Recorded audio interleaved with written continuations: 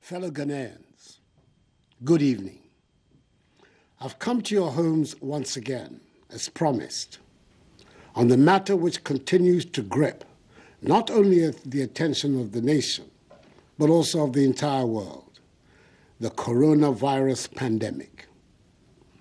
At the time of my last broadcast, some 6 days ago, Ghana had recorded 21 confirmed cases of infections, with virtually all the cases being imported. I took the step to close all our borders, and I ordered a mandatory quarantine and testing of all the 1,030 persons who arrived at the airport at the time of the announcement till the day the borders were closed. Indeed, 78 of the persons put under quarantine have since tested positive for the virus. It is these additional confirmations that have increased dramatically our total number of cases to 137.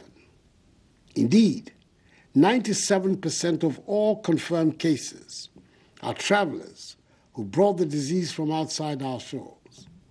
Of the remaining 59 confirmed cases, 53 are receiving treatment and are doing well, and they will be discharged should their second test results prove negative. 14 of them are being managed at home in self-isolation. 4 persons who were tested positive for the virus but were aged and had other serious underlying medical conditions have lost their lives. May their souls rest in perfect peace. Thankfully, 2 persons have made full recoveries. Fellow Ghanaians, the oath of office I swore on 7th January 2017 demands that I dedicate myself to the service and well-being of you, the Ghanaian people. It is my job to protect you, and I'm determined to do just that. As I've said before, all the government is doing is intended to achieve 5 key objectives: limit and stop the importation of the virus, contain its spread, provide adequate care for the sick, limit the impact of the virus on social and economic life, and inspire the expansion of our domestic capability and deepen our self-reliance. Thus far, we have succeeded in halting any more importations of the virus into our country. And I thank the overwhelming majority of you for adhering to the good hygiene and social distancing protocols announced in my first broadcast to you. However, prevailing circumstances mean the stricter measures have to be put in place to contain and halt the spread of the virus within our country, especially in Accra, Tema, Kaswa, and Kumasi, which have been identified by the Ghana Health Service as the hotspots of the infections.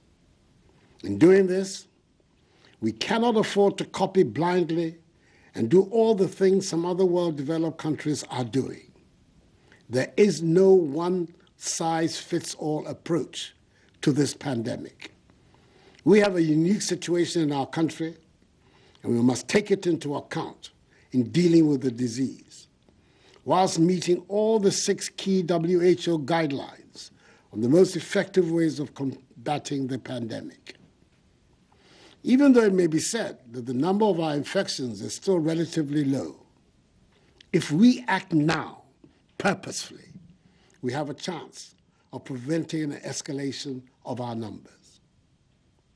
So, effective 1 a.m. on Monday, 30th March, some 48 hours from now, I have imposed, pursuant to the powers granted the President of the Republic under the Imposition of Restrictions Act, 2020 Act 1012, restrictions on movement of persons in the Greater Accra metropolitan area, GAMA, which includes Awutu Senya East Municipality, and the Greater Kumasi metropolitan area and contiguous districts for a period of 2 weeks, subject to review. It'll give us the opportunity to try to halt the spread of the virus and scale up effectively contact tracing of persons who have come into contact with infected persons, test them for the virus, and if necessary, quarantine and isolate them for treatment should they prove to have the virus. In Greater Accra, the following areas will be affected: Accra Metropolis, Tema Metropolis, Tema West Municipality, Lejokuku Municipality, Crowell Municipality, Adentan Municipality, Ashiamai Municipality, La Nkwantanai Medina Municipality, La Dade Kotokpon Municipality, Okakwe North Municipality, Ablekuma North Municipality, Ablekuma West Municipality, Ablekuma Central Municipality, Ayawaso East Municipality, Ayawaso North Municipality, Ayawaso West Municipality, Ayawaso Central Municipality, Gan West Municipality, Gan North Municipality, Gan Central Municipality, Gan South Municipality, Gan East Municipality, Kole Klote Municipality, Wejagbawe Municipality, Bon Katamanso Municipality, and the Usenya East Municipality. In the Greater Kumasi metropolitan area and contiguous districts, the following areas are affected: Kumasi Metropolis, Asokwa Municipality, Swami Municipality, Old Tafo Municipality, Oforikro Municipality, Asokore Mampo Municipality, Kwadaso Municipality, Echiman Webieja Municipality, Kwabre East Municipality, Ejeso Municipality, Efija Kwabre South District, Bosomche District, Echima Kwanwoma District, and Echima Webiaja North District. This, in essence, means that everyone resident in these areas must stay at home for the next 2 weeks.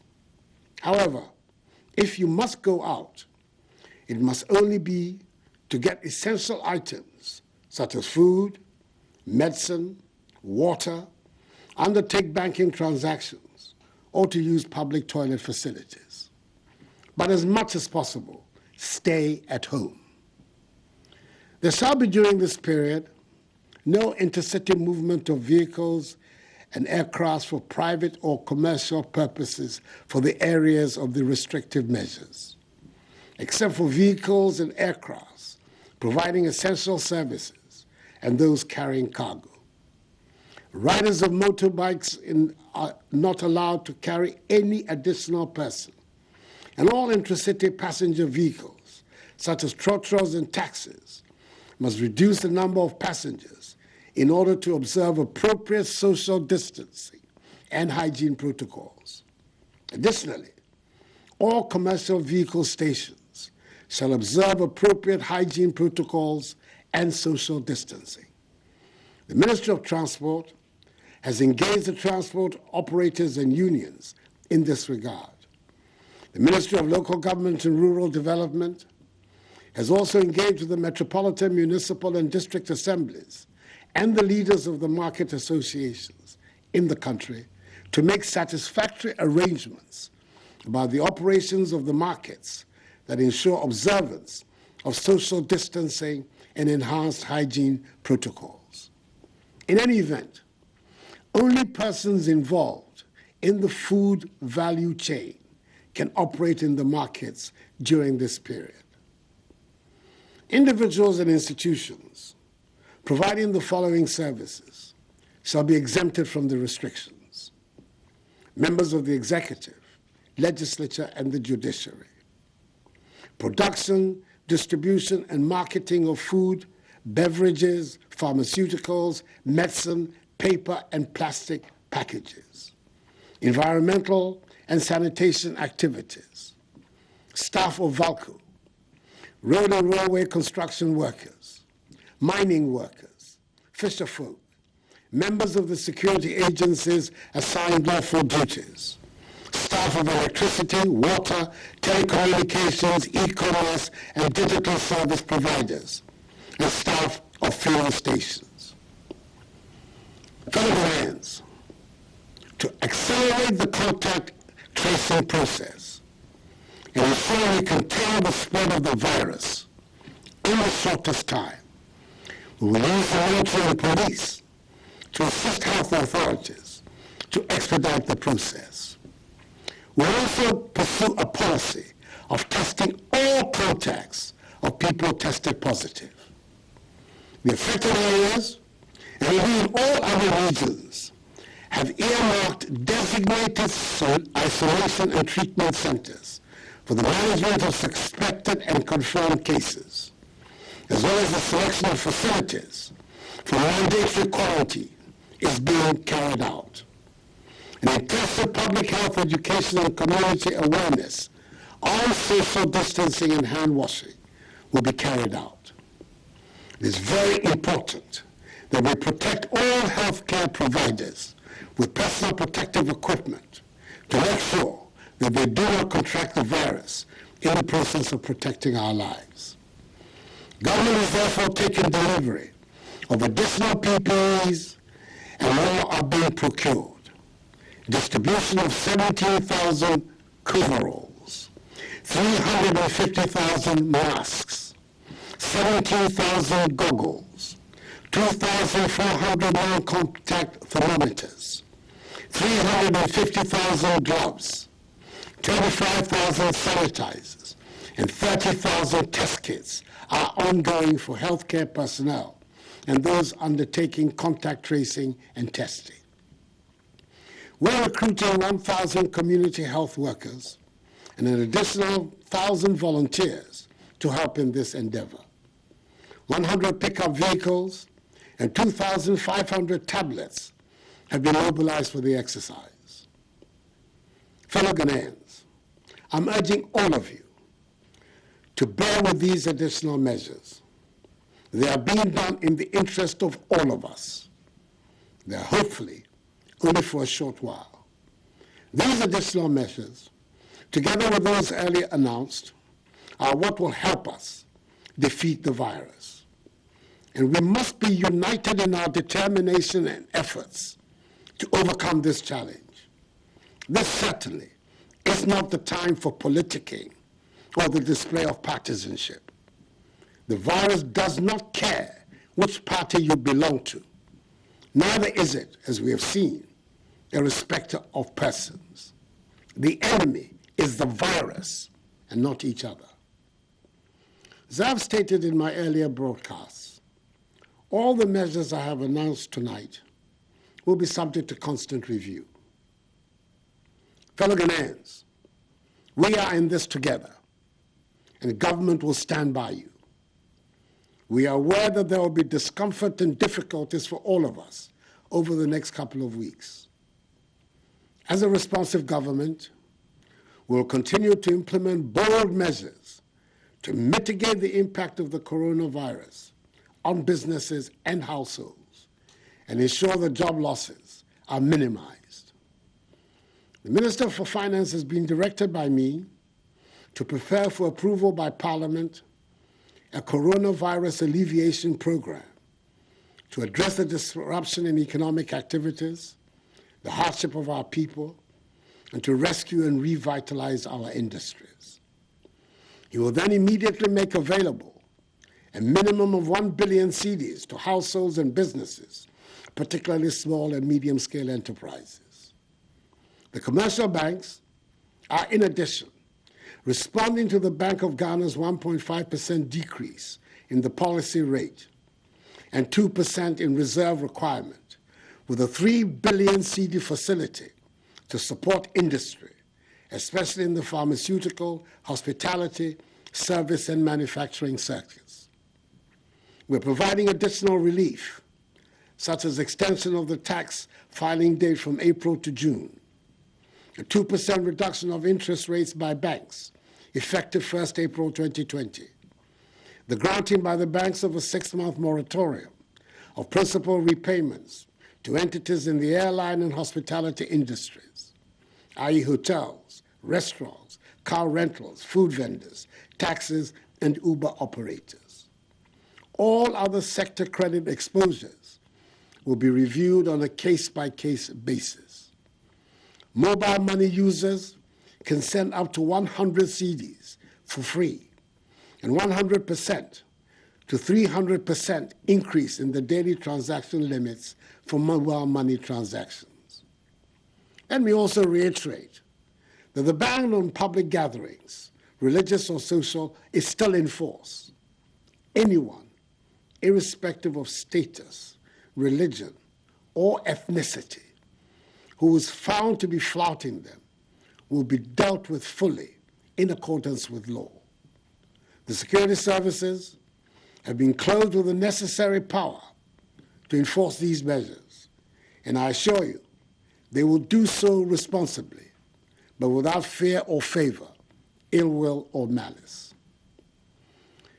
Fellow Ghanaians, with the Bank of Ghana predicting a worst-case GDP growth rate scenario of 2.5% for 2020, should the virus continue to linger for the rest of the year, the effects on our economy would be dire. However, as we have demonstrated over the course of the last 3 years, where we inherited an economy that was growing at 3.4% and transformed it into one which has grown by an average of 7% over the last 3 years, I assure you that we know what to do to bring back our economy back to life. What we do not know is how to bring people back to life. We will therefore protect people's lives, then their livelihoods.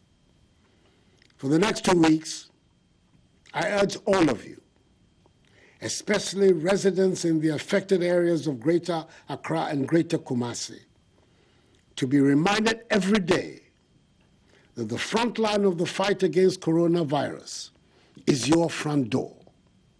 If you cross it, you and your family will likely be infected. So please, stay at home. It is vitally important that each one of us, in all parts of the country, continue to observe the social distancing and house hygiene protocols, for they are the weapons of our defense against the virus. I'm announcing tonight the establishment of a COVID-19 fund to be managed by an independent board of trustees and chaired by former Chief Justice Sophia Akufo, to receive contributions and donations from the public to assist in the welfare of the needy and the vulnerable. I've directed the Controller General to pay my next 3 months' salary, i.e. April, May, and June, into this fund. Let me also thank, from the bottom of my heart, the churches, financial institutions, and individuals who have already made donations to help in this fight. God richly bless them. We can defeat this virus if we all commit ourselves to respecting all the measures that have been outlined. I'm confident that Ghanaians will comply with them, and the security services will not have to intervene with extraordinary means to enforce them. The love of country is deeply embedded in all of us, and I assure you that the security forces will conduct themselves with the necessary professionalism. Mr. Ramu, in some of my cane, yen nyina yen bomodin ni ndiso. Yankopon adaroma e beboye. Min panyefai. Sanene ni wie. Nye fe nye boa modin ni yenye no. Ni modromo e ba wa wo fe. We have prayed to Almighty God to heal our land, and I know that by the grace of God, He has heard our cry. Nonetheless, each one of us must do his or her part. May God bless us all and our homeland Ghana, and make her great and strong. I thank you for your attention. Good night.